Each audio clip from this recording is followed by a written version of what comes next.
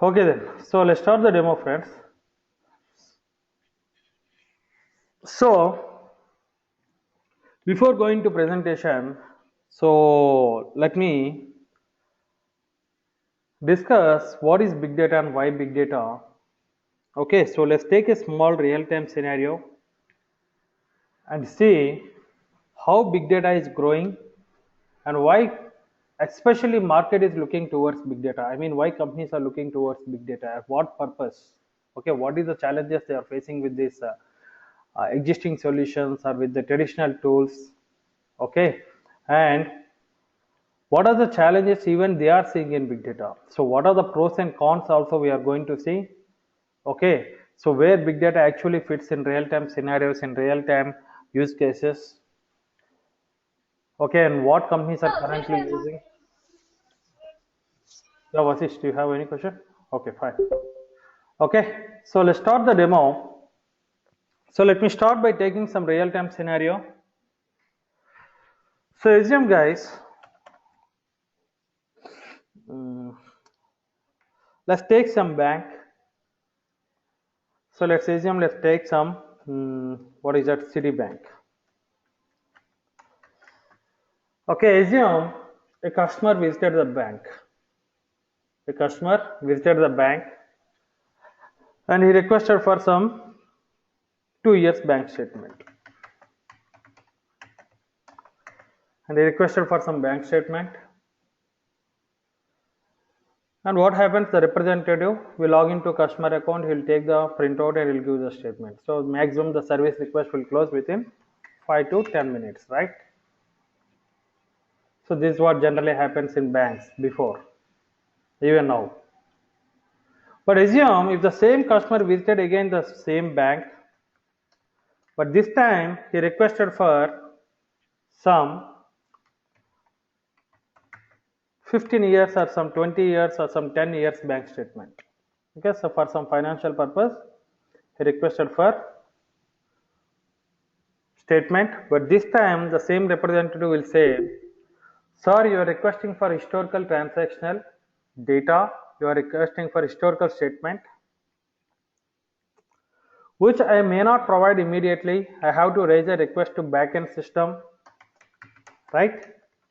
I have to raise a request to backend system, and the system will process a request and send you your statement maybe in couple of hours, maybe 4 hours or 24 hours, whatever it is. Why is the difference? When he could able to provide the 2 year statement immediately, why not for 15 years or some 10 years or some 20 years? Why can't he do immediately?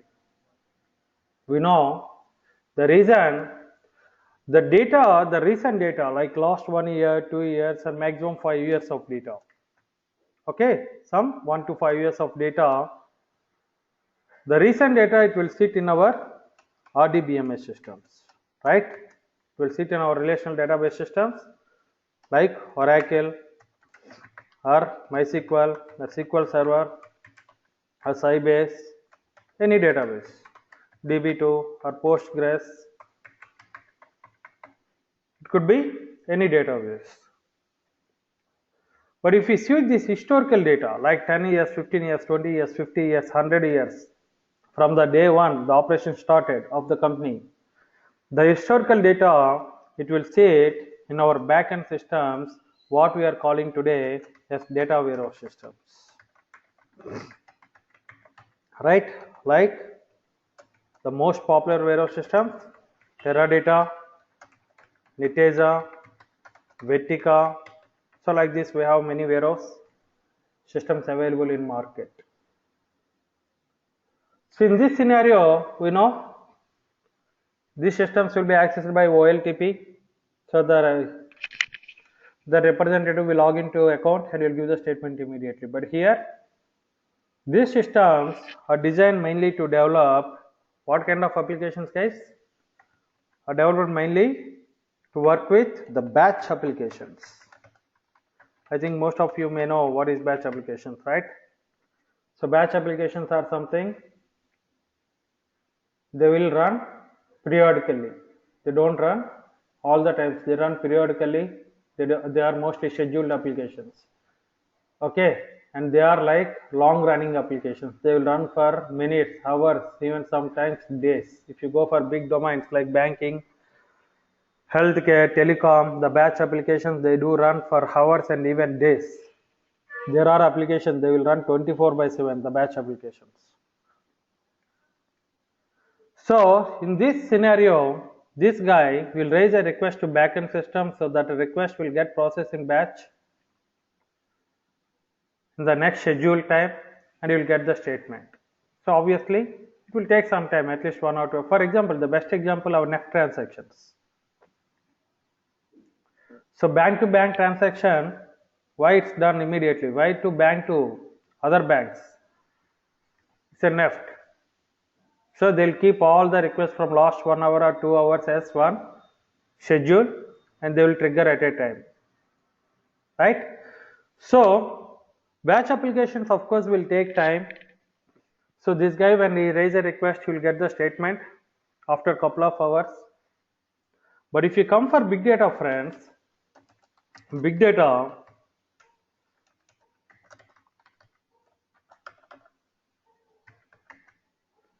irrespective of whatever volume of data you are requesting, maybe 2 years, 15 years, 50 years, 100 years, irrespective of period of data, volume of data you are requesting, the big data system can process and give you the statement or whatever the data even less time than what RDBMS systems are taking.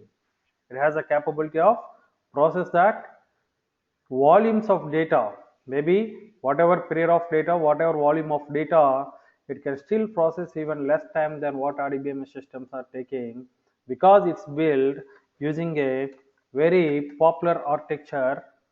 Okay, and the core architecture, what we say of big data, we say it's a parallel processing mechanism. Parallel processing mechanism. This is a core mechanism of Hadoop. Okay, we'll see what is big data and what is Hadoop. Okay, don't get confused. Okay, right now assume both are same, but I will discuss in detail what is big data and what is Hadoop actually. Okay, the parallel processing mechanism, this is a core mechanism what big data technologies followed, especially all Hadoop technology stack related tools like MapReduce, Pig, Hive, Scoop, Fuzzy, Flume, everything, HBase. Okay, and again friends, remember this parallel processing mechanism, whatever I'm saying, this is something not newly invented in big data. This is something not new architecture or new mechanism that's been introduced and designed in big data. It was introduced in 2000s by Google. Google is founder of the architecture, and many companies are also using this before. Even IBM used it, Oracle used it. Google is still of course using, but Google is more advanced than this mechanism now. But the companies whoever used it before, they have still some other limitations, guys. But this mechanism, this architecture has been implemented in optimal way in big data. This architecture, this core mechanism is being utilized in a more optimal way in big data. That's why it's get very popularity in big data. That's why big data becomes popular of this optimal implementation of parallel processing mechanism. This is playing very vital role in big data success today. Okay, and again, friends, this parallel processing mechanism, what we are saying, right? This is very playing crucial role in big data technologies right now today. But I am saying right now, this is also becoming classic. So this might be will be there for next maybe maximum 2 to 3 years. That's it. This will be there maximum next for 2 to some 3 years. That's it. Because in big data, even more advanced mechanisms, more advanced architectures has been introduced after this parallel processing mechanism. I mean, they are also still do parallel processing, but still they are more optimal than this core architecture. So like what we are seeing, Spark is getting very popular in now in the market. Okay, So, I mean, we have different architectures. We have different architectures, different execution models. That's why architectures plays very important role. So, how good you are in architecture, right? That good you can learn the APIs, do the implementation easily in big data. And most important, if you understand the architectures very in depth, you can do the performance tuning well and good in big data. Because now a ordinary Hadoop guy and a guy who has very good in performance tuning part, there is a huge difference between these two guys. Okay, so when an interview, if they ask questions, if you just explain what is the answer for that question, that's well and good, but that's not expected now. They are expecting the answers like you have to expect the answer, you have to give the answer, and along with that, you have to tell what are the options available, what are the configurations optional, what are the optimization techniques available with that answer, and what you have been used in your projects, and what is the pros and cons of each optimization process. This is what been expected. Okay, so we are going to see many things about that. I mean, many means most of the things in our course. So this parallel processing mechanism, what is this parallel processing mechanism again? See, this parallel processing mechanism, I am saying this is something not newly invented. So even Oracle has in this architecture. Oracle implemented is something called OPS, Oracle Parallel Server. Okay, but still it has some other limitations. We'll discuss shortly. So what is this parallel processing mechanism? In short, to say that, nothing guys, if you have some table, so let's take some database. Let's take SQL Server. In SQL Server, I have some table. So I wrote a query, something, no issues to this. Okay. So assume I have some table, employee table in some database. I wrote some query. Select star from employee where country equal to India. So how the query process will happen? In any database, most of the databases, if you go, all the DBs, they follow sequential processing. Suppose if I assume in my employee table I have 1 million records. If I fire a query, the query will process all 1 million records, record by record. It's going to scan and do the check and then going to return the result. But if you run the same query on the same table which is on big data system, I mean in the Hadoop, having same 1 million records, it does parallel processing. So what it does is simple guys, it will split this data, 1 million records, it will split into some n number of tables. You can assume like n number of small tables or n number of small files. For time being, you can assume anything. So assume 1 million record table is split into some n number of small subtables or small files. It's split into some 20. Assume. So if you run a same query here, now it will run that query in parallel on all 20 small subtables. So 20 parts means assume each part will get some point. How much? Some 50,000 records. Right? Each file, each part file, each 20 files I assume, 20 parts let's assume. So each part will get 50,000 records. Now it will fire the query on all 20 parts at a time. So all the query will run in parallel on all 20 small files or small tables, whatever you say, in parallel. So obviously the query latency is going to reduce 20 times. It's going to reduce 20 times. So big data does the things, it will split the data as much as into small parts and it will do the processing in parallel ways. That is the main, what is the technique there. But how this, what is the split will happen, how this parallel processing will happen, this is all part of the architecture. Okay. So, I mean, you will see this, what is the benefit of this parallel processing mechanism when you work with the bigger data sets. Again, remember, big data is good only for bigger data sets. Okay, assume if I have some 100 record table, please consider friends. If I have some 100 record table in Oracle database, if I run a query, if the query takes some 0.2 seconds, If I run the same query on the big data system having same table with 100 records, here it will take some 2 seconds or 3 seconds. You cannot, even the performance will be worst for if you go for big data for smaller data sets. Big data is not good for smaller data sets, smaller tables or smaller volumes of data. It is good for only bigger data sets. That's why if you go for big data projects, what they do is they don't maintain small tables or small things. They will merge.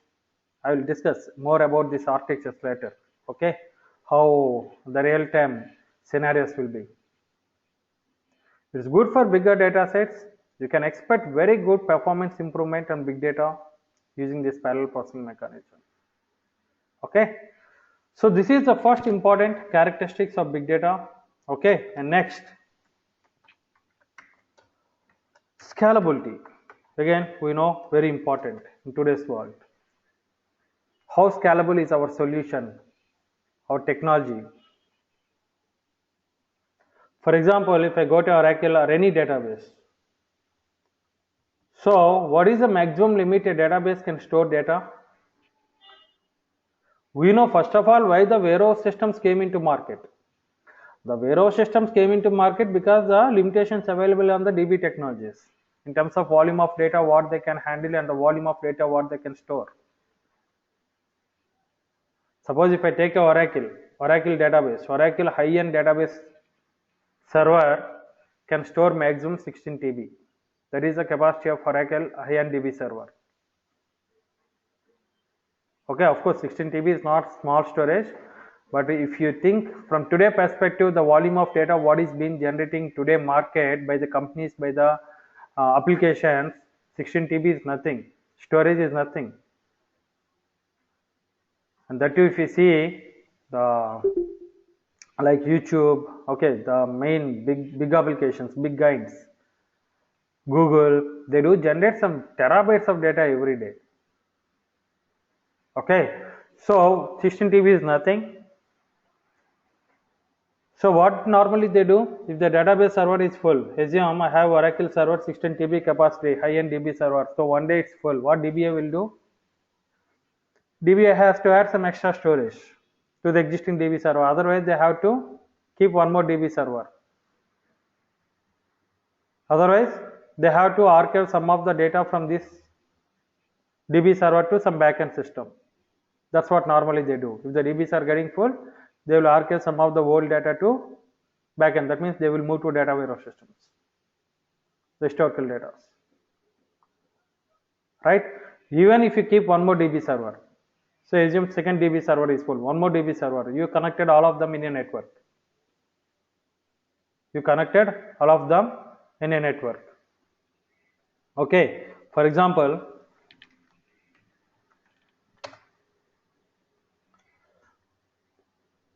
you connected all of them in a network, one more DB server, one more DB server, one more DB server like this. So maximum Oracle can support 256 DB servers in a network, guys. Again, there is a limit there. That means it can support maximum 256 into 16 TB of data, even if they go for some big kind of cluster setup to manage fused data sets. Still there is a limitation on the, what is that, network size, cluster size, and the volume of data what they do handle. Same, even if you go for data warehouse systems. Data warehouse systems, of course, right, they have, what is that, they have capability that they can run on any number of, so first of all, to understand, we need to see how the data warehouse systems looks in real time, guys. Okay, even this is important. Why? Because is Hadoop also follows similar infrastructure what data warehouse systems do have. So I think we guys know what is a cluster first of all. So what is a cluster? Cluster is nothing but it's a group of nodes connected in a network, right?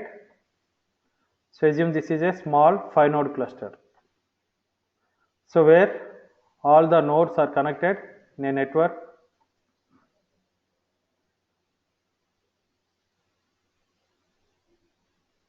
Okay. So assume this is a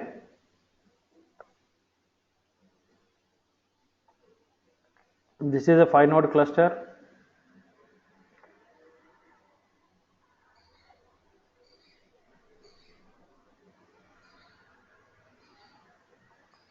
Okay, so assume this is some data warehouse. Let's assume this is a Teradata system. What is a Teradata system? Okay, so this is a 5 node cluster.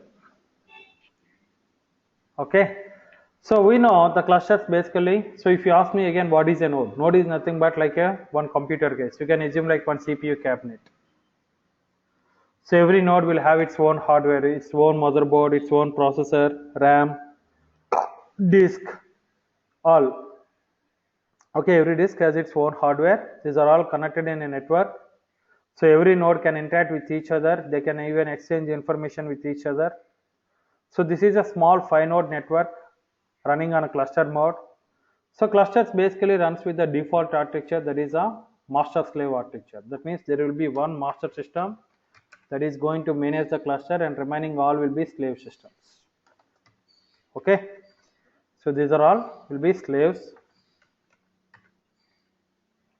Slave 1, slave 2, slave 3, slave 4. So let's assume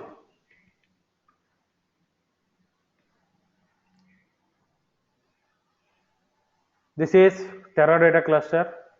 So my master has some 4 TB capacity,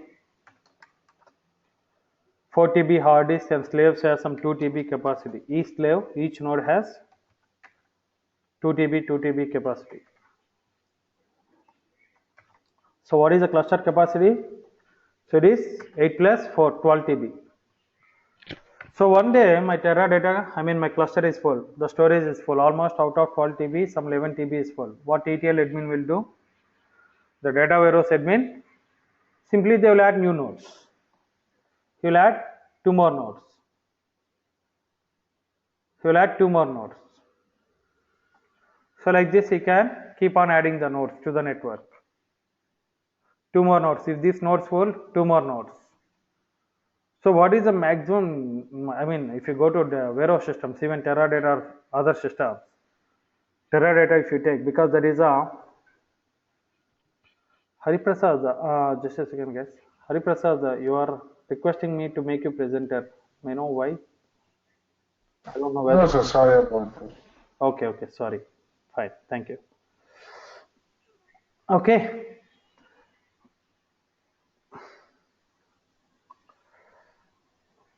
So what is that? Yep. So if you keep on adding the nodes,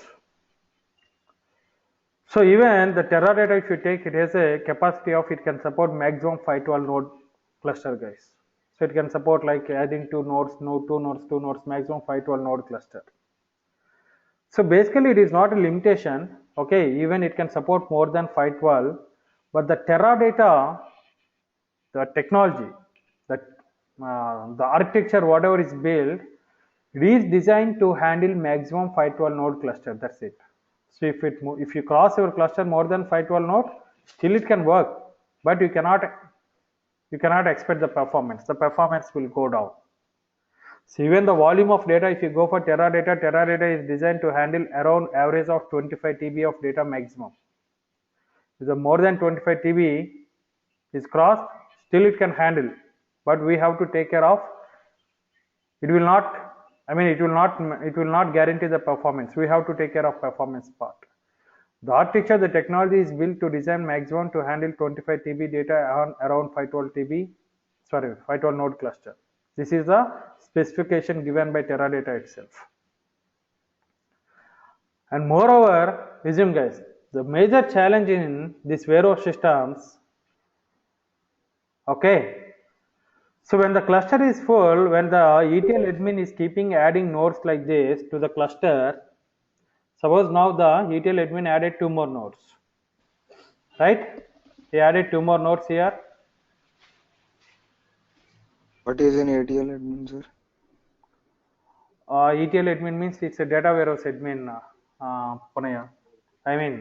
He is a admin for data warehouse systems.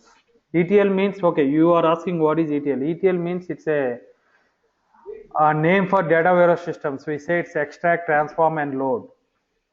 Okay. Extract, transform, and load. Yeah.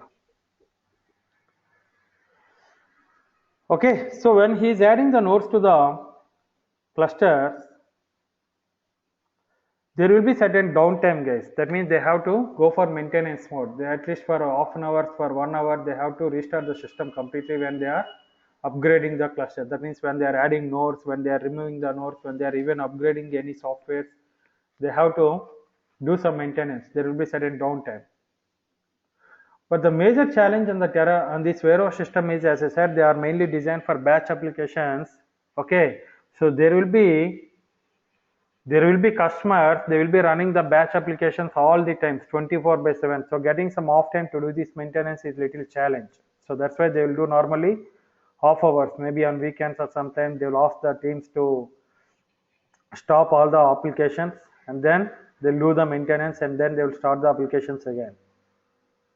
So there will be certain downtime because admin has to do some restart activities. But if you come to big data, the first point is big data don't have any limitations on the cluster size. It don't have any limitations. It can run on thousands and thousands of nodes of clusters. And today, the biggest cluster is running on big data by Yahoo with 45,000 plus node cluster. 45,000 plus node cluster is running by Yahoo on big data. Even Facebook is running with 28,000 plus node cluster on Hadoop. Even eBay, many companies, Amazon, there are many clusters running with thousands of nodes on big data. Even banking, many of the banking sectors, they are running big clusters on big data, like 200 nodes, 500 nodes, 1100 nodes. Okay, so they don't have any limitations as of now. And moreover, see friends, whenever, suppose assume now this is a big data cluster. Okay, till now we assumed it is a Teradata cluster, right? Let's assume now it's a big data cluster, Hadoop cluster. So same, I have 5 node cluster, so 12 TB capacity. So one day my big data cluster is full, Hadoop cluster is full. So Hadoop admin added few more nodes. But here Hadoop, when adding the nodes, Hadoop admin don't need to do any maintenance, 0% maintenance. That means when the nodes are added to the network, Hadoop master architecture, okay, the master architecture part has the intelligence.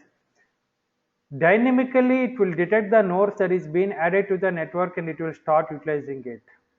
Without a single command, without any restart, without even a single click from Hadoop admin, the architecture has a mechanism on the fly. It will detect the nodes that is being added to the network and it will start utilizing it. There is 0% maintenance, no restart, no nothing. So the current applications, they can run as it is without any disturbance. It has that mechanism, guys. The architecture, the architecture in master has that intelligence. And Hadoop, in Hadoop, we say it's a horizontal scalable architecture, guys. It's a horizontal scalable architecture. So you guys may heard about vertical scalability, horizontal scalability. So first of all, what is vertical scalability? Vertical scalability is nothing but, as we discussed before, if the node is full. So if your 2 TB is full, you can add one more disk to the node, one more 2 TB disk. If that is also filled, one more 2 TB. But still there will be a limit, right? So if you keep on adding the disk that is not sufficient, you have to add the processor capability, you have to increase the RAM capability. But still, even if you keep on adding them, there will be certain limit on this hardware. Not only vertical means not only that, even vertically adding nodes like this. Suppose why not adding nodes? Why to add nodes like this side by side? Why not? Can't I add one more node down to this node? So can't I add nodes like this vertically one by one down to the network?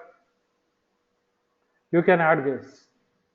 But if you go to real time, so let me show one diagram quickly.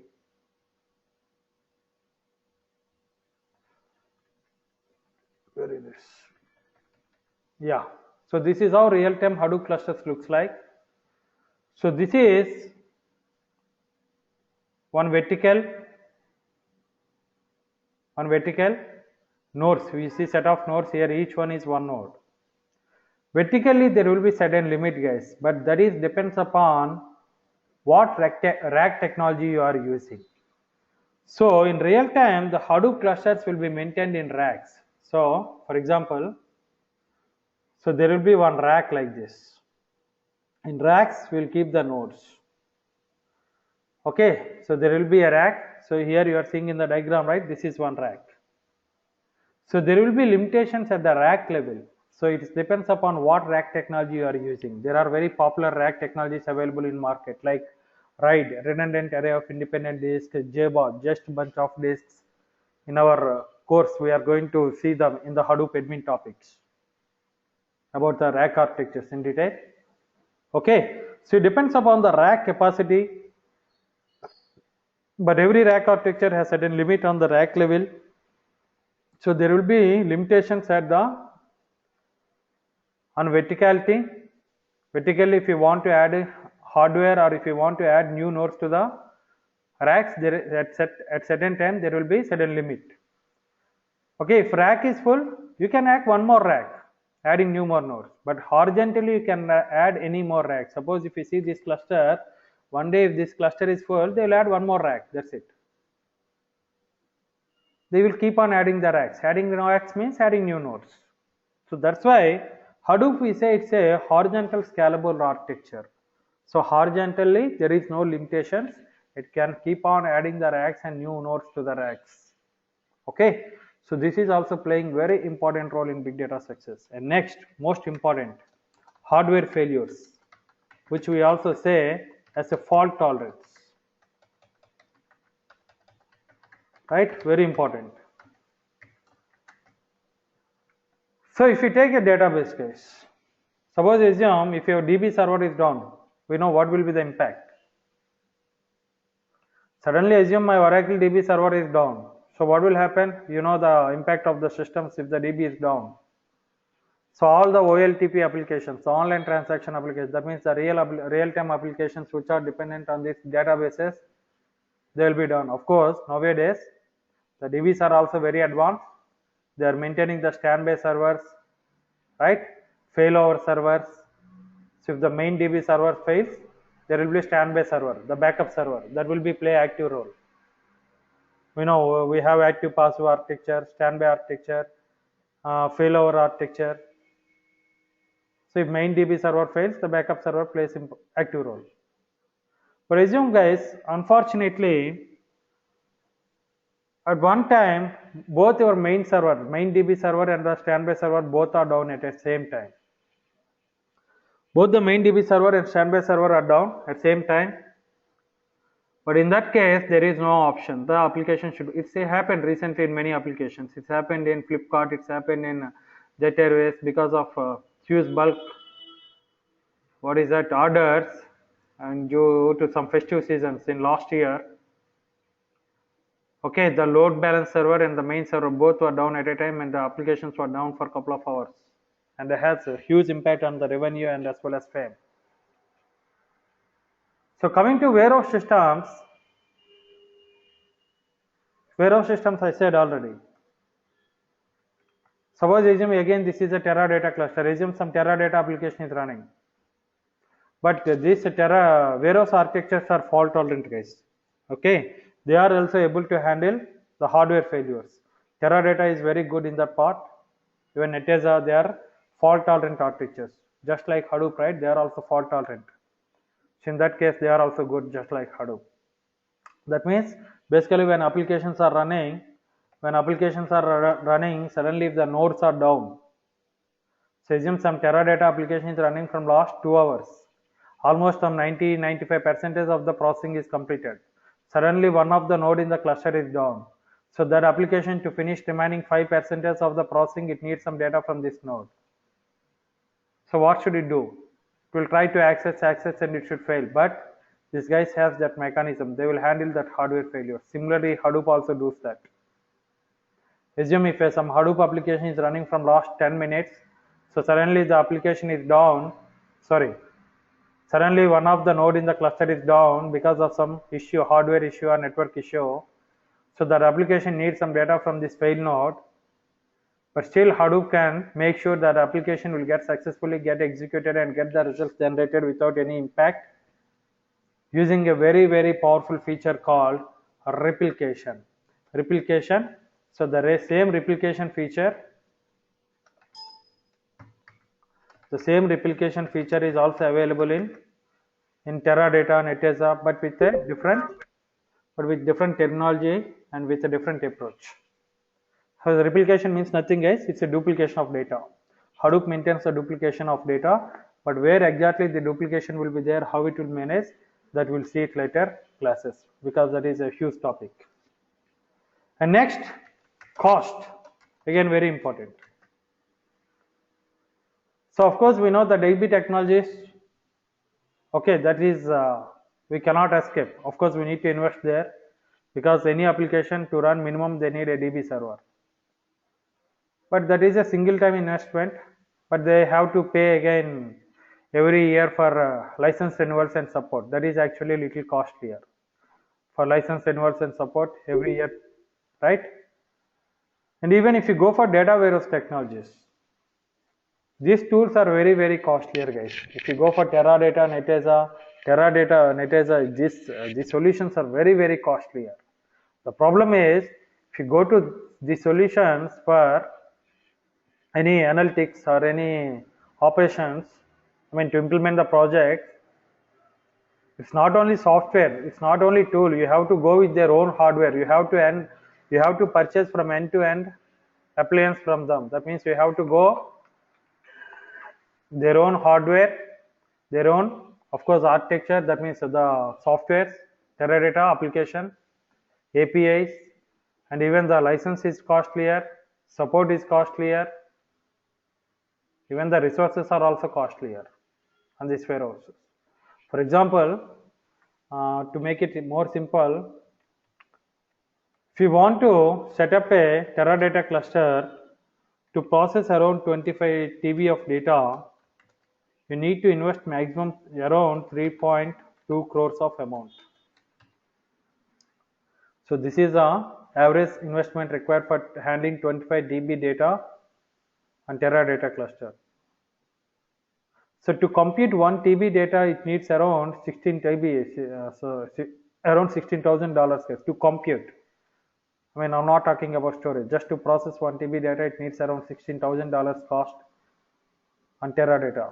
But if you go for big data, if you want to put a same cluster setup for 25 TB data, it will be done around something 1.3 crores, 1.3, even less than that. If you want to process some 1 TB data on Teradata cluster, guys, 1 TB data on Hadoop cluster, it's going to cost around $3,000. This is the industry specification. But if you go for Teradata kind of systems, it costs around $16,000. So it's very cheaper. It's more than 4 to 5 times cheaper coming to big data. That's why most of the warehouse projects, mainframe projects, are migrating to big data, because they are seeing the cost benefit. Good cost benefit. The reason why Hadoop is cost effective, why it's could able to do that, is because the Hadoop is designed to run on commodity hardware. Commodity hardware means cheap hardware. Hadoop don't have any hardware limitation saying that, boss, I need this hardware configuration, I need this hardware model, I need this much RAM, this much processor capability. Don't have any limitations like that. It can run with any kind of hardware. It can run with even cross hardware platforms. I mean, different nodes with the different configurations, different hardware models in a cluster also it can support and run. It runs on a commodity hardware which is very cheap. It's actually Hadoop is recommended to run with cheap hardware.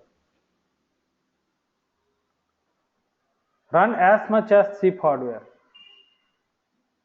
Okay, but in cheap hardware also, if you go to real time, in the cheap also they will choose the best hardware in the cheap, I mean in the less cost. Okay, they will not go very cheap hardware, because in real time, of course, we'll be discussing there are some standards. okay, coming in terms of commodity hardware as well. But it's very cost effective, friends, the commodity hardware.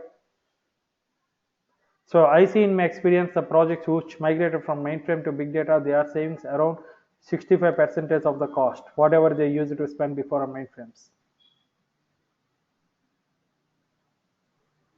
Even that's why if you see IBM, right, stop supporting, IBM is giving more priority now. IBM is their own Hadoop again. I will be discussing shortly about the distributions. Not only even data warehouse systems, they are migrating, slowly migrating to big data.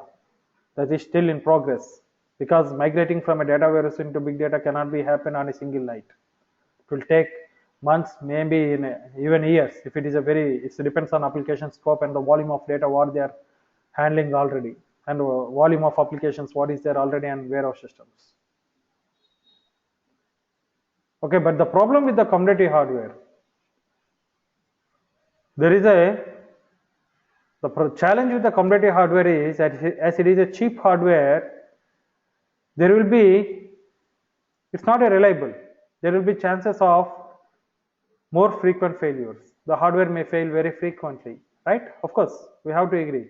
If it is a cheap hardware means there will be chances of failing very frequently, as it is a not reliable hardware.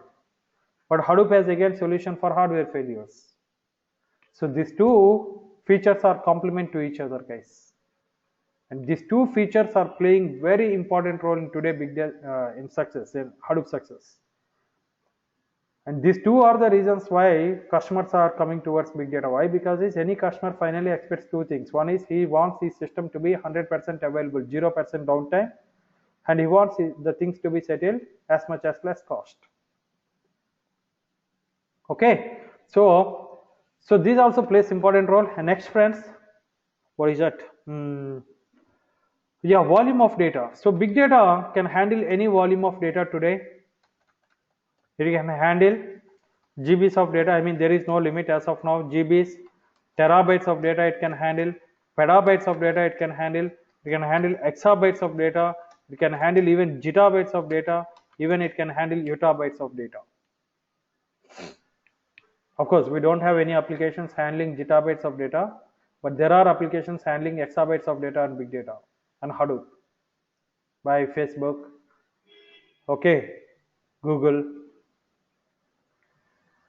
Okay, so many of the what is that big guys are handling terabytes and petabytes of data and big data, and small range companies are handling GBs and terabytes of data on Hadoop.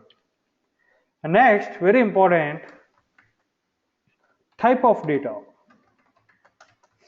So friends, maybe in your experience till now, whatever you work, mostly you would have worked with databases, right? RDBMS systems, or maybe warehouse systems mostly. So you guys know what type of data these systems will deal. So maybe you deal mostly with these systems. You deal with relational data, right? So this system supports mainly only the relational data. Relational data means structured data. The data which have some well-defined schemas, metas,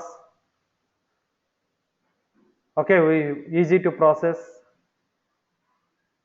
well, rules, ACID rules, normalization rules, all these things. Okay, so big data is designed not only to process structured data, guys.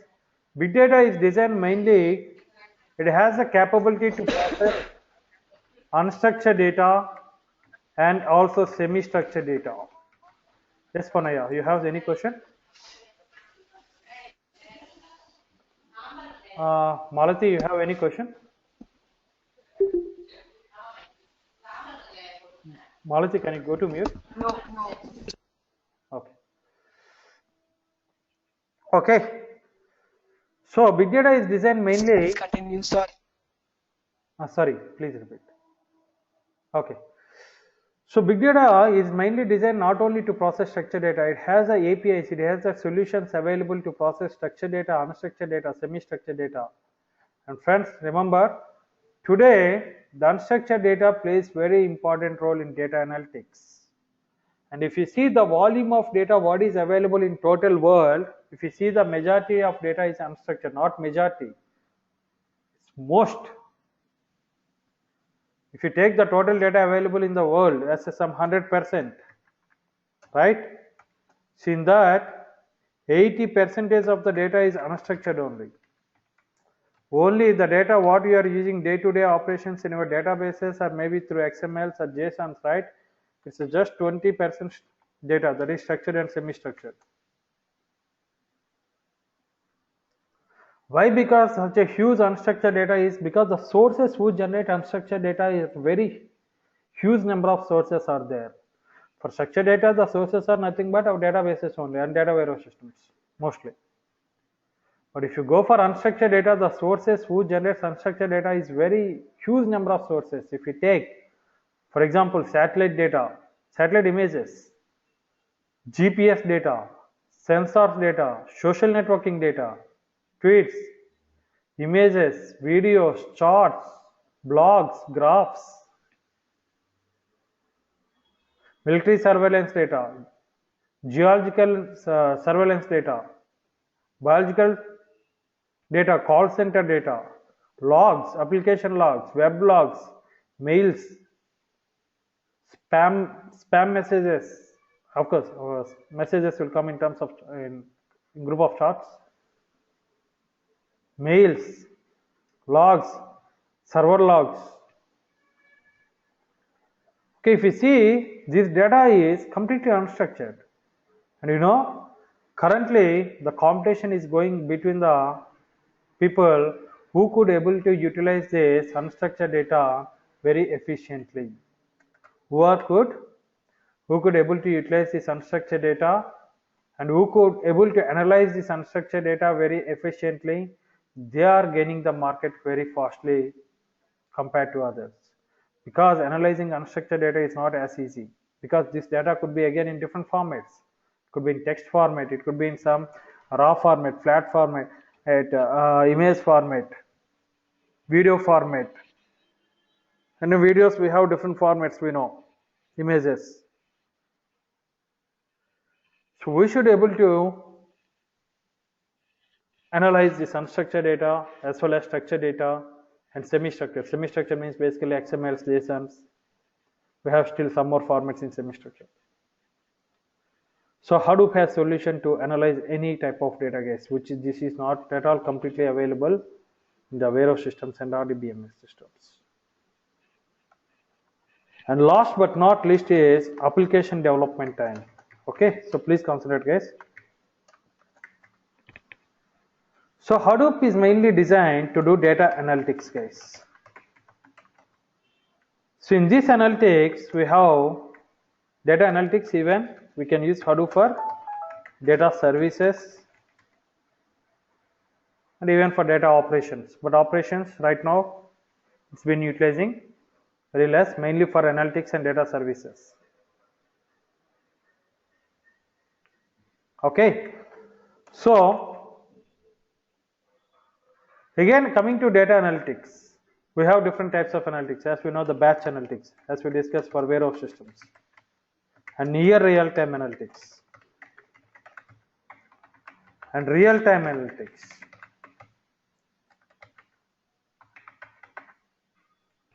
Batch analytics, real-time analytics, near real-time analytics. Okay, real-time analytics. So again, to do this analytics, no, the reason why again Hadoop is getting more familiar, one more reason is Hadoop is not a single solution technology. If you want to do analytics in Hadoop, you have n number of alternatives are available, n number of frameworks, n number of APIs, n number of solutions are available to implement analytics. Analytics are data services or even data operations. You have n number of solutions, guys. If you want to implement analytics in big data, right? In Hadoop, you can do in MapReduce. MapReduce is one of the option, one of the alternative to implement the project. You can do in Pig. Pig is one more option. You can do in Hive. Hive is one more option. You can use HBase. HBase is one more option. You can use Cassandra. You can use Kites SDK. You can use, what is that, Impala. You can use cascading. You can use crunch. Even you can use Elasticsearch. Of course, it's a little different purpose for certain requirements only. This will good. Elasticsearch. You can do, what is that? Through Spark. Spark again, we have in Spark again, you can do using multiple ways. You can do through using Storm. Of course, Storm is for real-time analysis. You can do through Flume, certain requirements. You can do through MongoDB. You can do through CouchDB. You can do through still, we have many things guys, like DynamoDB.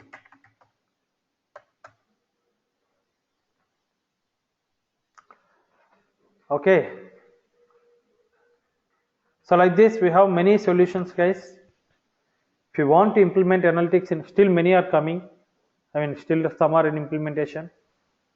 So if you want to implement analytics in big data, you have n number of alternatives.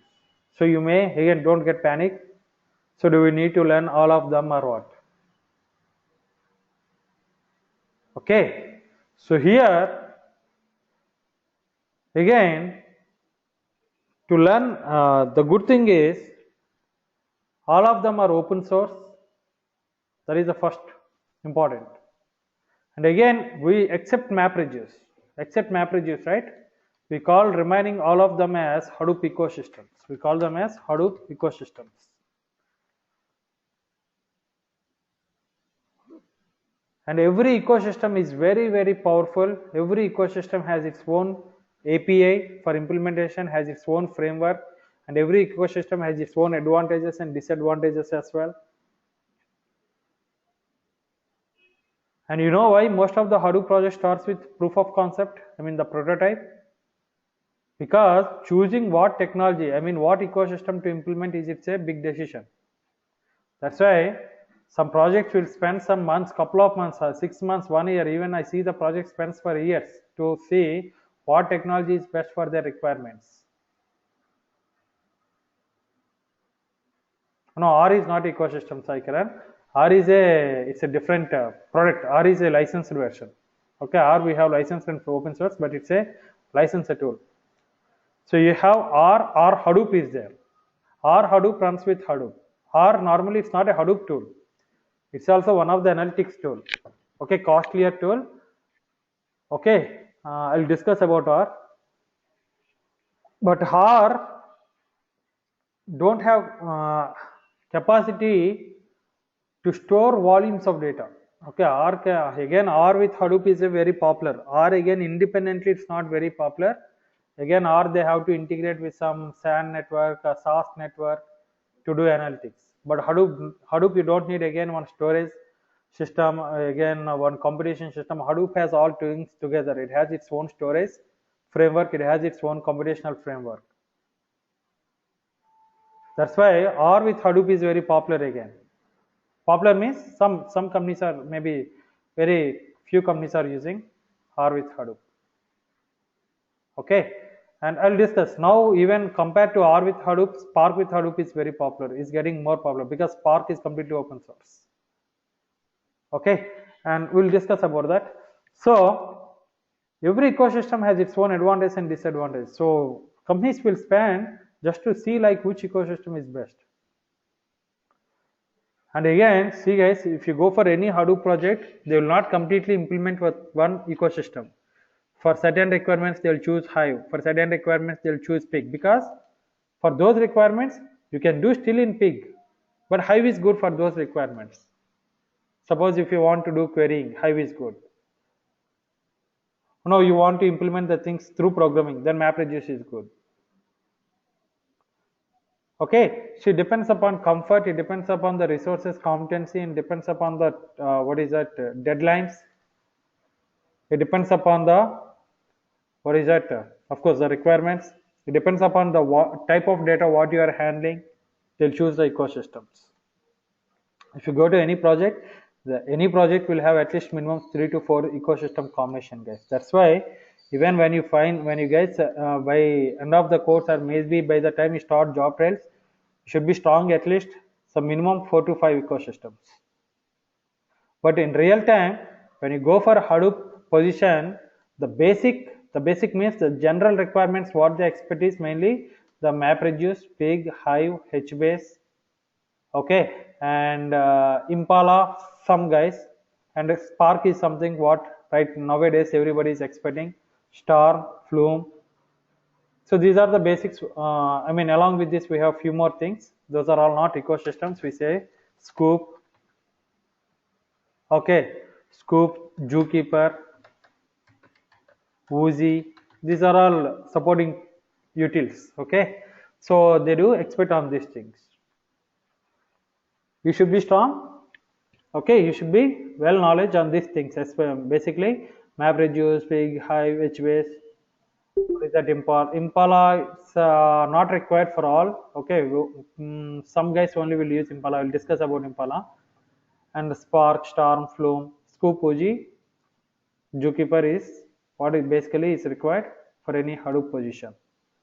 Okay, and for specific customers, they may go for Cassandra, but in our course, we'll be discussing Cassandra as well. Okay, Kites SDK again, very, very rare. Okay, because this is Java based. Okay, that's why. And it's not fit for all requirements. Okay, it's good for only certain requirements. I will discuss in the course. Okay, Elasticsearch is good for again drilling kind of requirements. If you do any searching, filtering of data, good for mainly for reporting from reporting perspective. Okay, so and again, so what is the prerequisites to learn these ecosystems? So guys, to learn MapReduce we have two parts. One is the architecture part, one is implementation part. Architecture, it's irrelevant to technology. Architecture is purely theory. Okay, architecture we don't touch any Java, all these things. But if you want to do MapReduce programming, you should know Java, core Java. Core Java is well sufficient. In core Java also, you don't need to learn thread programming. You don't need to know socket programming or RMI programming. All these things are not required. So you should be very good in OOPS concepts and Java collections. Okay, that's why in the course I will be taking some 8 to 10 hours of core Java classes. Then I will go for MapReduce practicals. Okay, this is for the people who are from not Java, from Java background. Okay, and MapReduce programming is not only in Java. If you want, you can do in other languages as well. You can do in C++, you can do in Python, you can do in Ruby, you can do in Perl, you can do in Shell. MR programming is still possible in other languages, but in real time, mostly they will do either in Java or Python. Okay, these two are more popular. Mostly Java only. And then Pig is completely new API, guys. Even a guy who is coming first time to IT, even a guy who has some 10 years experience, both has to put same efforts to learn Pig because it's a completely new API. It's a command based, and among all the ecosystems, the simple and easy ecosystem to learn is Pig only. It's very beautiful, easy to learn, easy to code, easy to understand the code, easy to debug the code. Hive is good for the people who came from SQL background, and SQL is having basic SQL knowledge is very, very helpful, guys, to learn big data. Because if you see in my current project, all the guys are from MSBA. They don't know anything about Java or even any other things. They all are working on Hadoop because we are more on Hive and Spark. So they are still without knowing Java, without knowing even they don't know MapReduce architecture completely. Okay, at certain extent, they are all very good. But still they are all able to work on Hadoop and they are all very good on Hive part, Hive and HBase part, Scoop part, Woozy part. Okay, but this is Hive is something who are good for SQL based. So we know, right, mostly guys who are migrating from mainframes or data warehouse systems means that these guys will be, these resources are more competent on an SQL background. So it's easy for them to work with Hive. Not only Hive, even HBase also you can do through querying. Cassandra also you can do through query based. Impala also query based, and even Spark also you can do through query based. MongoDB also you can do query based. So most of the ecosystems are query based. Okay, HBase you can do work with query based. They have the query engine. Okay, I'll come to that second. Okay, HBase you can do the implementation SQL, you can do implementation Java, you can do an implementation Python, Ruby, Cassandra also you can do in Java, you can do in SQL. So Cassandra has its own query language, CQL, Cassandra query language, same like SQL, same syntax, same keywords, everything same. Okay, so that's why having basic SQL knowledge is very good, guys. You don't need to worry, don't need to know PLSQL. Forget about, we don't see any stored procedures, functions, all these things here. Basic SQL, just writing select queries, joins, filters, groupings. Okay, is good. It's a good. It's good having that knowledge on that basic SQL when learning the ecosystem. Okay, so like this, Hadoop have many ecosystems. Not only that, guys, even if you go for Hadoop, we have many Hadoops available in market. So Sai Kiran asked a question here. Okay, he's asking in real time, what is the real challenge in data analytics? The real challenge is learning these ecosystems. Okay, so basically, you have to learn more ecosystems, because when you go to data analytics field, you will see vast types of data, vast volumes of data and vast types of data, and implementing the algorithms in ecosystems is also real challenging. That's why Spark is getting a little familiar, because Spark has inbuilt algorithms implemented already, which has in R, Mahout. Mahout is also one of the ecosystems, machine learning library.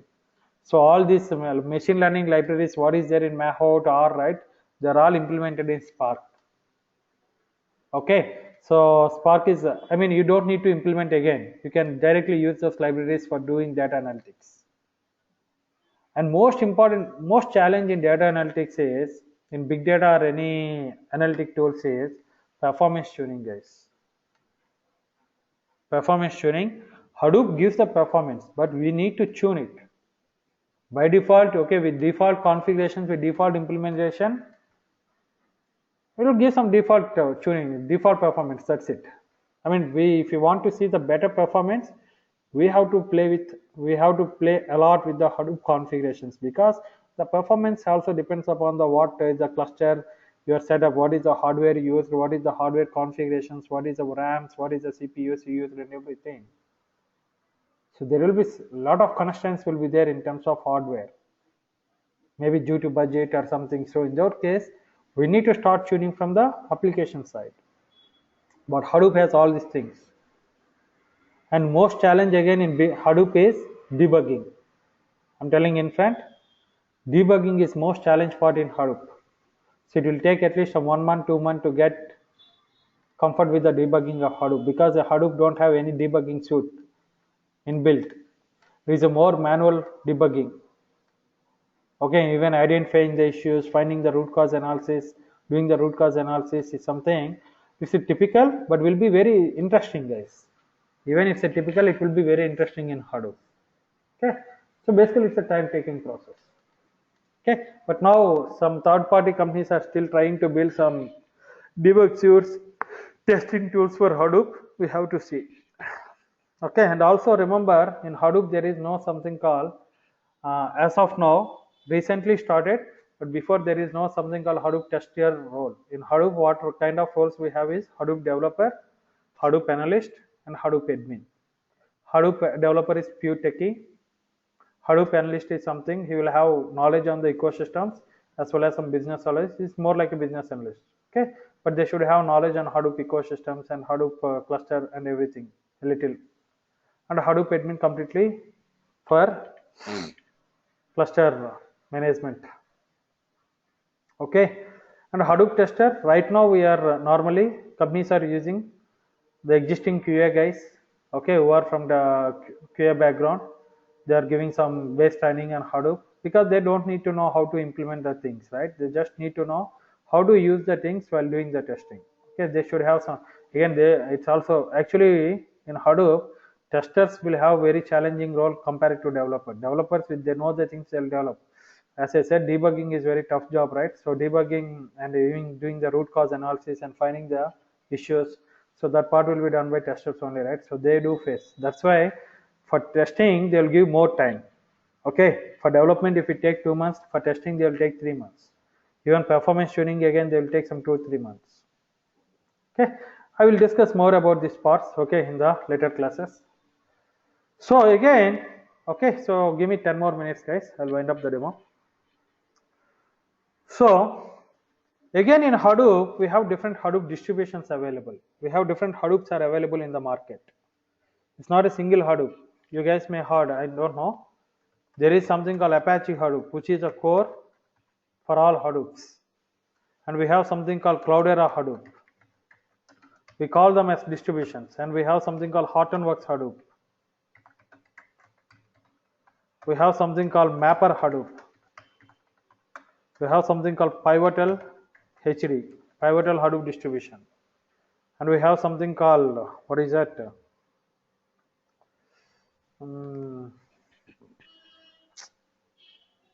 Greenplum Hadoop.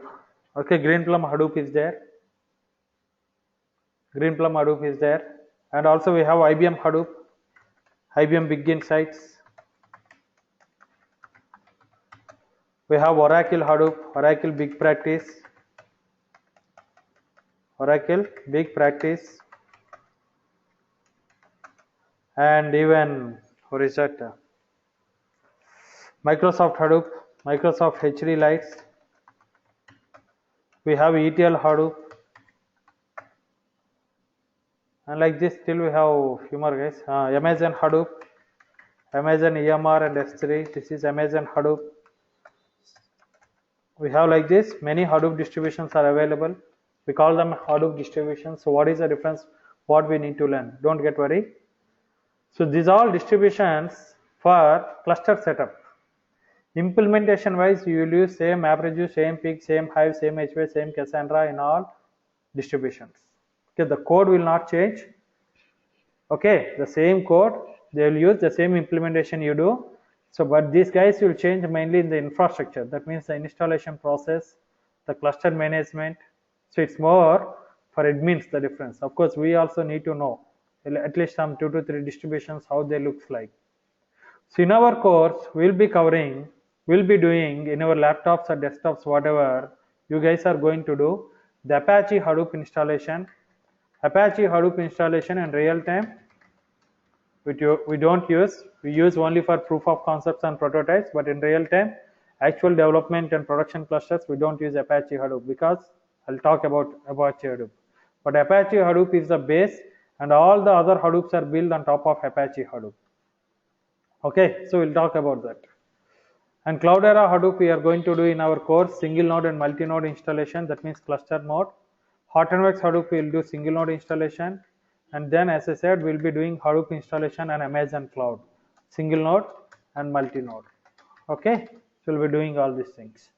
And so what is the distributions? If you want to know what is the distributions, why this many, we need to understand the history of Hadoop base. Maybe give me 5 minutes of time to quickly discuss about the history. Okay, any questions, please stop me guys, don't worry. You can put the questions on the, what is that, chat box as well. So, what is it? So, a person dog carting, right? He is the father of Hadoop guys.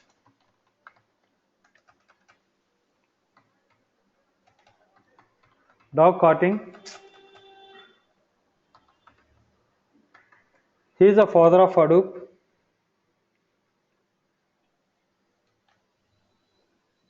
He is the father of Hadoop. So this guy started a project called Nutch when in 2002. Okay. So the aim of this project is he wants to build a search engine. He wants to build a search engine like Google search engine for distributed systems. Okay, like Google search engine only. He wants to build a search engine. So while he is implementing this project, Google released 2 papers called Google File System and Google MapReduce in 2003. And this guy got inspired from these 2 papers, okay, the way these implementations are done. So he implemented these 2 concepts, Google File System and Google MapReduce in Nutch project. So he started implementing these two project components. Okay, as a file system, as a DFS, distributed file system, and MapReduce, the two modules he re-implemented in Nudge project. Okay, so while he is implementing this in Nudge, Yahoo recruited this guy. He became the Yahoo employee, and Yahoo taken over the Nudge project, and they renamed this Nudge project as Hadoop, guys. And they renamed these two modules in Nudge project as HDFS, Hadoop Distributed File System, and Hadoop MapReduce.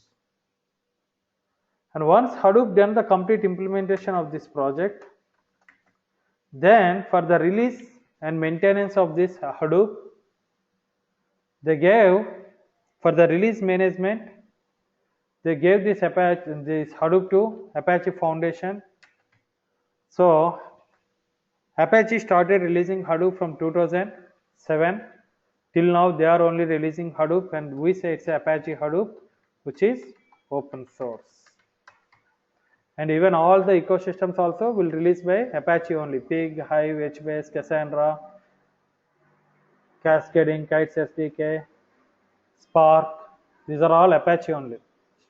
Okay, they are all become Apache projects. Okay, but these projects are started by different guys before, but now they are all under umbrella of Apache.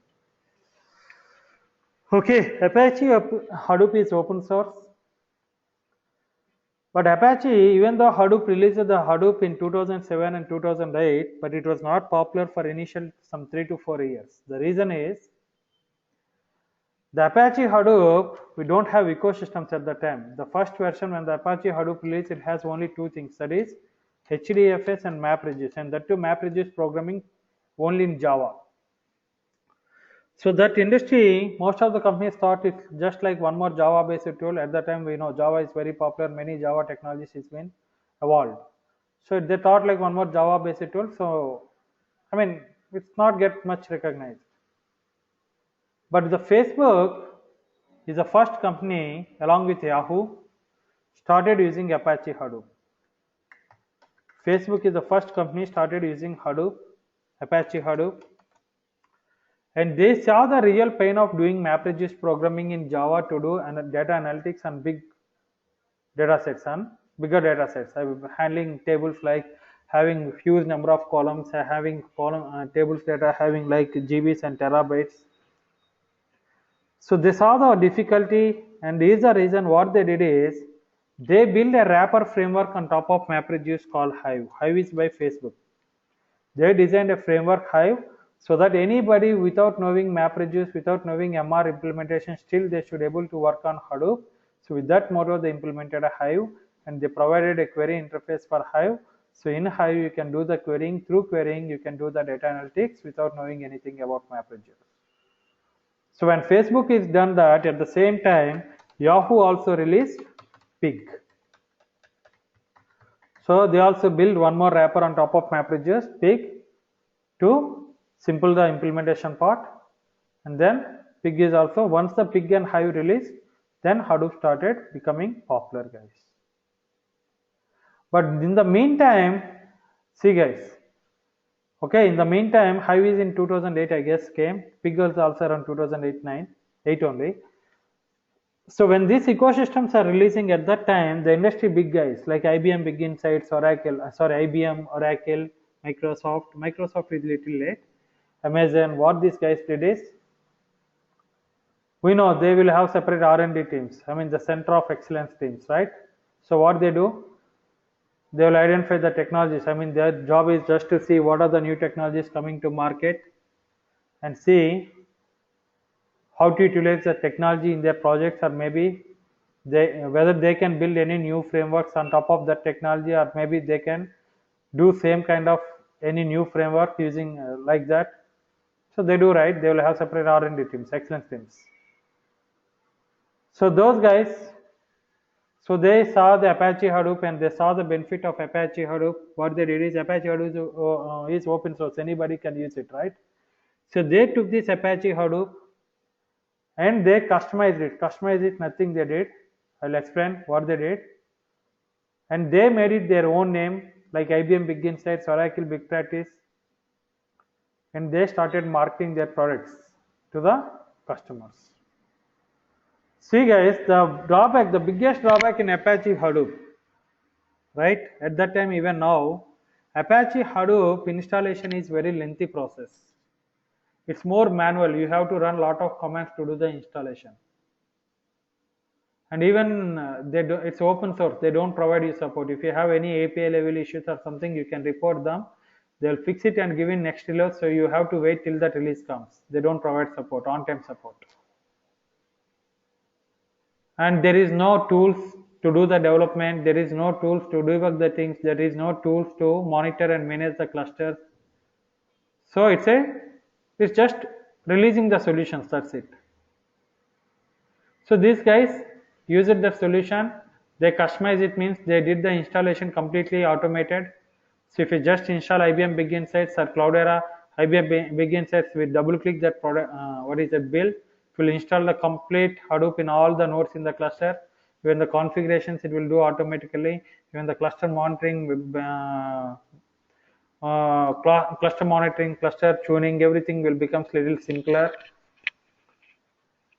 So they did this kind of customization. Even they developed some tools for doing the development, for running, debugging the things, for monitoring the things.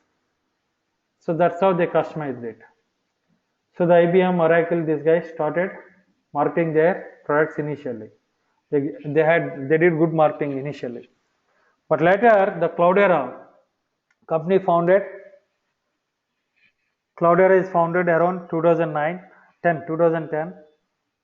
So what they did is they also did same. They also took Apache Hadoop. They did complete customization and they did everything what IBM and other guys are doing, and they gave completely at free of cost. So he gave completely the product at free of cost. IBM Hadoop, Oracle Big Practice, Microsoft Hadoop, these are all licensed versions.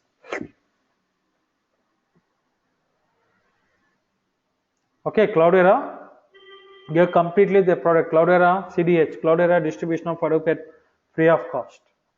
And Cloudera played a very important role initially in big data marketing, guys. He did lot of marketing on big data. He did lot of trainings on, he did very good. He played important role in big data promotion.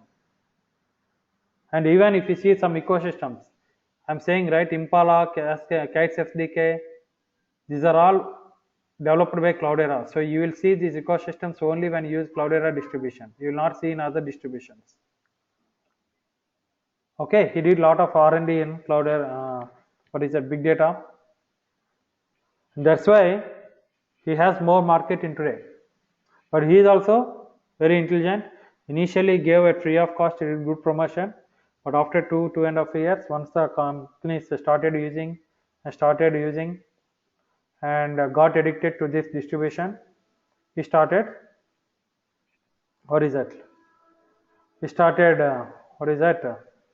costing for this Cloudera Hadoop is one. I'll talk about that. Okay, just give me a couple of minutes.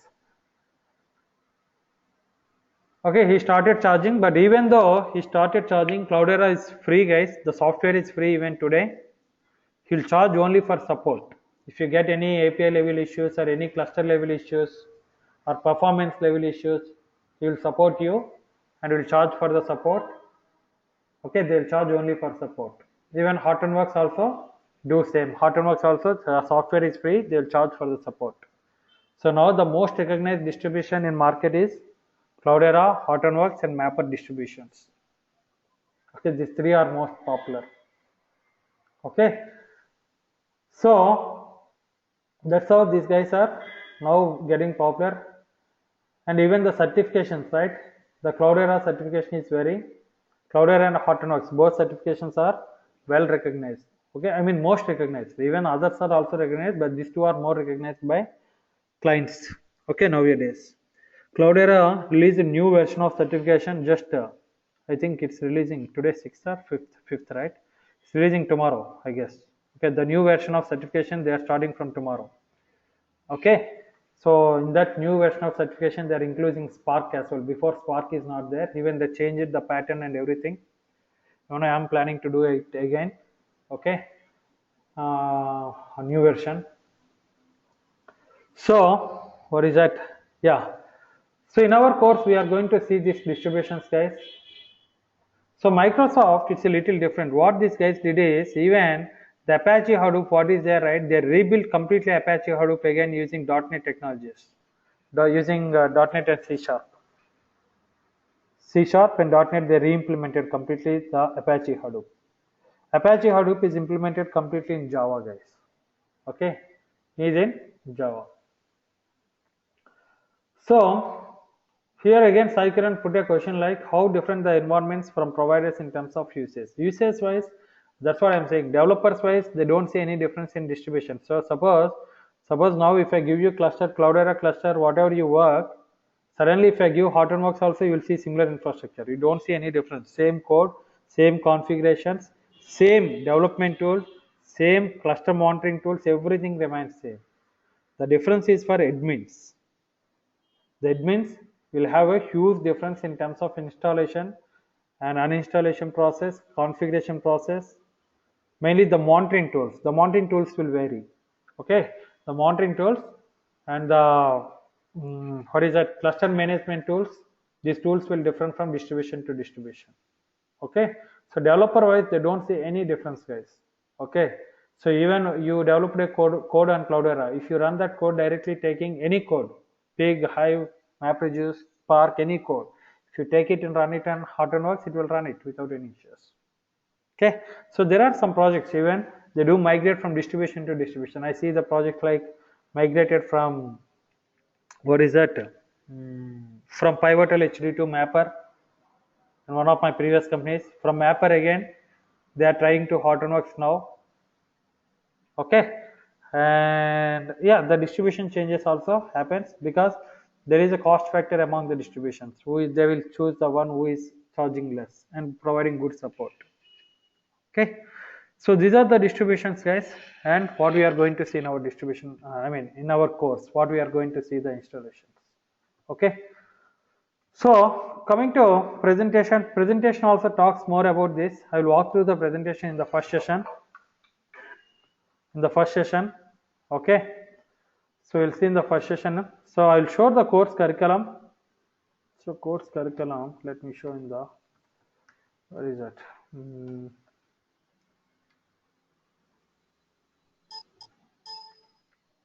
Not this. Where is the course curriculum? Yeah. So the course is for 70 hours. Okay. So it will take 6 to 7 weeks, guys. Okay, prepare for 7 weeks better because it may take some extra time because as I said, more hands-on will be there. Sometimes while doing the practicals, it may get delayed. Okay, so prepare for 7 weeks. So in the week 1, we are going to see completely what is a cluster, what is Hadoop cluster, or how different Hadoop cluster. Again, in Hadoop cluster, we have different cluster architectures. We have master slave, we have multi-master slave architecture. In Hadoop, we have different two architectures is there again. Hadoop MapReduce itself, we have two architectures. Hadoop Classic and Hadoop Yarn. We are going to see both the architectures. Okay. So we'll be seeing what is the big data characteristics, the characteristics what we discussed now, but I'll be discussing in more detail in tomorrow. In the first session. And then about the distributions and the Hadoop ecosystems. Okay, and then we'll be discussing about the Hadoop architecture. What are the Hadoop components? How Hadoop stores the data? What is HDFS architecture? What is the rack architectures? And Hadoop HDFS anatomy. How HDFS data will be written into Hadoop and how the data will be read from HDFS.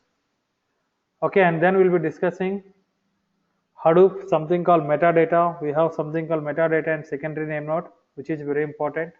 And then we'll be starting the MapReduce architecture. MapReduce architecture we are going to discuss at 3 levels. At basic level, okay, at medium level and at high level, medium level and low level. Okay, 3 levels we are going to see.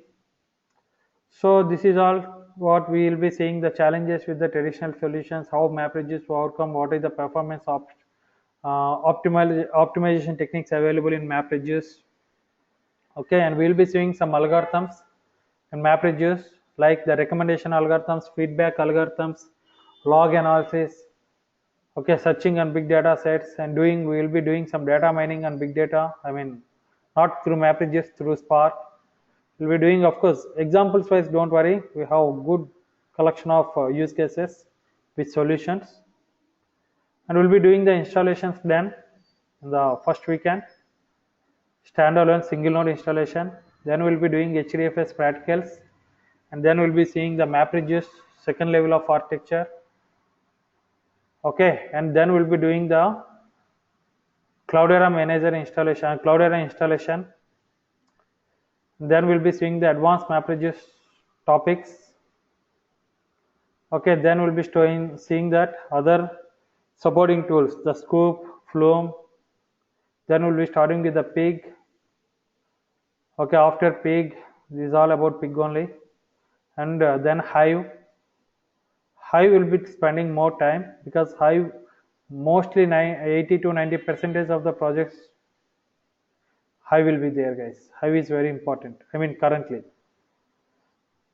And then Woozy, and then we'll be seeing our ARN architecture, Flume architecture, and then we'll be starting with NoSQL databases. The first is HBase, then Cassandra, then we'll be starting the real-time project, then we'll be doing installation on Amazon Cloud, then we'll be starting Storm, and then Spark. Spark will be seeing Spark SQL, Spark CLI, Spark Streaming, Spark Machine Learning Library, Spark Graphics, and then Impala, and finally the optimization techniques in Hadoop and the compression techniques, and how to do image processing, video processing in Hadoop. And then we'll be discussing some admin topics, the best practices to set up Hadoop cluster. So I will be covering some 60% of admin topics in the development course itself. Okay, and then commissioning and decommissioning, how to add nodes and remove nodes in the cluster dynamically, how to do benchmarking, cluster benchmarking, and what are the admin monitoring tools available in different distributions, and what is a routine admin task, day-to-day activities, what admin does in the cluster. And finally, we'll be seeing the Kafka as well. Okay, so along that, I will be taking one class for Unix practicals, and also, as I said, Java classes will be there, some 8 to 10 hours.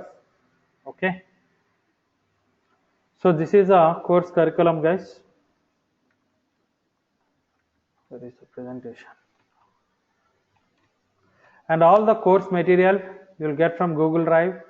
So material wise, plenty of material is there. You will get all the programs, exercises along with the solutions and the certification. I will be taking 2 classes for certification at the end of the course, how to prepare for certification, going through the patterns. Okay, I will walk through certain certification questions, and I will be sharing sample resumes as well as all the presentations materials you will get from Google Drive, installation manuals, softwares, books, and case studies, projects. Okay, so it's 100% development. It's 100% development. Yes, 100% development, and 60 to 70% of admin will be covered in this course. Okay, and then what is that? Of course, all the things you'll get from Google Drive, and data, test data, and also all the sessions, the videos will be shared, guys. So once the session, if you miss any class, don't get worried. So on the same day, once the class is completed, next 4 to 5 hours, the recording session will be shared to you from Google Drive. You can walk through it.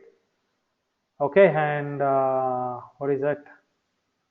You can walk through it, and yeah, you can be synced to the next class. And even my course flexibility is something, if you maybe at later sometime due to any unfortunate situation, if you couldn't able to continue the course or something, I will have always 2 batches going. Okay, you can join in other batch for any backup classes, for any missed classes. Even if you if a course is, if you want to again later, if you want to come for complete backup, you are welcome to join other batches. Okay, that flexibility will be there. You don't need to worry. Okay, so these all will be there, and yeah, that is about the course. And regarding the fee and everything, I'll drop you I think I'll discuss you through mails maybe when we talk each other. And yeah, so this is about the course. Any questions? Any more questions if you have? So it's almost like reaching 2 hours. Yeah, course timings. Yes, thanks for reminding. So the course will start morning 7. I'm thinking of 7 or 7:30. Okay. I'll just discuss from all the second batch. Second batch, you mean? For this batch, for the new batch, what I'm starting, it will be either 7 o'clock morning Indian time or 7:30. That I'll confirm you. Either 7 or 7:30. That is confirmed. But among these two timings, I'll confirm you in 1 or 2 days. And the other batch, it will go at morning time at 5:30. Okay. 5:30 morning. I have batch even at 4:30 right now. That is going to finish in in a week. Okay. So that is about the course, guys. Any more questions? I'll confirm you that the timings in a day or two. Okay, to your mail address. It is going to start in 2 to 3 days. Okay, maximum this week itself. It's going to start. Okay, it will start. Maybe I'll plan to start on 8th or 9th. I'll confirm you. It will start in this week itself. Okay. Maybe next week we'll have a holiday for maybe 2 days, guys, because there is a Pongal. So there will be holidays for maybe 2 to 3 days. I'm just telling in before itself. Okay. There could be holidays for 2 to 3 days, but other than that, there won't be any holidays in this month. Okay. We'll have classes on weekends as well. Sundays there won't be class. Okay, but Sundays also I'll plan sometimes. Okay, if you have any installation classes, right, it will take 2 to 2.5 hours sometimes. So in those cases, based on all people availability, I'll plan on weekends. Okay, that's it. So that's it. Any more questions, friends? What is that? So any questions? Hanumant, Hari Krishna, Navneet, Malati, Prasad, Sai Kumar, Kiran, Subraj, I think you know, Sudhir Kumar, Vamshi. So the regular sessions also will start on the same link. Okay, I'm just confirming the timings to your mail IDs. I hope I have all your mail IDs. If any mail ID I don't have, please drop the mail ID here in the chat box. I will take it up. Okay. Hmm. So I'll confirm you in a day or two. Mostly I'll confirm you by tomorrow evening. Okay, the class timings and the date when the course will start. Okay. So thank you, guys. Thanks for a long time. So we'll meet again this weekend to start our regular classes. Okay. And thank you. Uh, sure, Malti. Sure, sure. Okay, see you guys. Bye. Thanks for your time. Good night and have a nice day. Bye.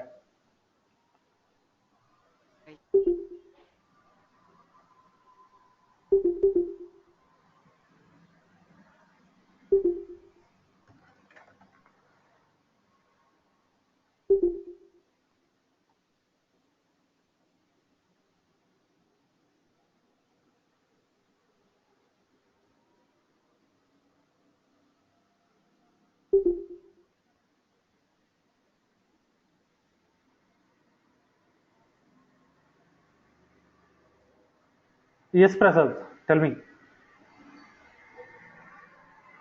Hi, Prasad. Prasad, do you want to talk me something? Okay, sir. Okay, sir. Sorry. Okay, sir. Yeah, yeah. I'll send mail to him as well. Sorry, sir. Okay, okay. Thank you, sir. Bye.